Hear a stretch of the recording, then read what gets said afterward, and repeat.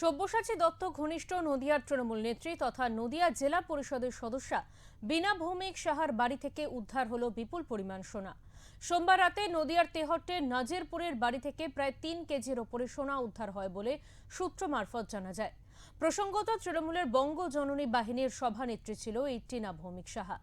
গত লোকসভা নির্বাচনের আগে নদিয়ার পর্যবেক্ষকের দায়িত্ব দেওয়া হয়েছিল সব্যসাচী দত্তকে। তখন থেকে সব্যসাচী দত্তর সাথে ঘনিষ্ঠতা বাড়ে টিনার। গড়ে ওঠে পারিবারিক সম্পর্ক। নদিয়ার বেশ কিছু অনুষ্ঠানে তাদের একসাথে দেখাও গিয়েছিল।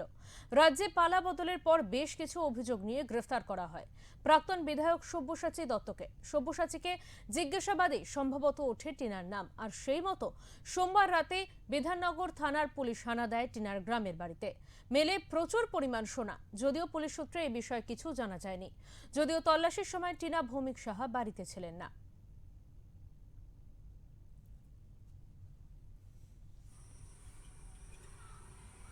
বিভিন্ন সূত্র মারফত শুনতে পেলাম যে রাজ্য পুলিশের বিভিন্ন অফিসার টিনা ভৌমিক সাহার বাড়িতে রেড করেছে এবং রেড করে প্রায় আনুমানিক 3 কিলোর মতন সোনা পাওয়া গেছে এবং নগদ কিছু টাকা পাওয়া গেছে। এটা শোনা কথা, কিন্তু এই টিনা ভৌমিক সাহা জেলা পরিষদের সদস্য এবং যখন তৃণমূল ক্ষমতায় ছিল তার যে ক্ষমতা, সেই ক্ষমতার অপব্যবহার করেছিলেন।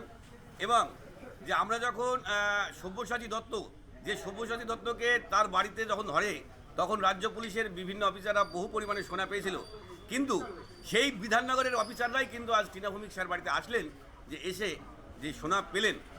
এবং এইভাবে তার তদন্ত হচ্ছে এবং এই যে প্রকৃত তদন্ত হয়ে যে প্রকৃত সত্য উদ্ঘাটন হবে, এটার জন্যই আমরা অপেক্ষা করছি।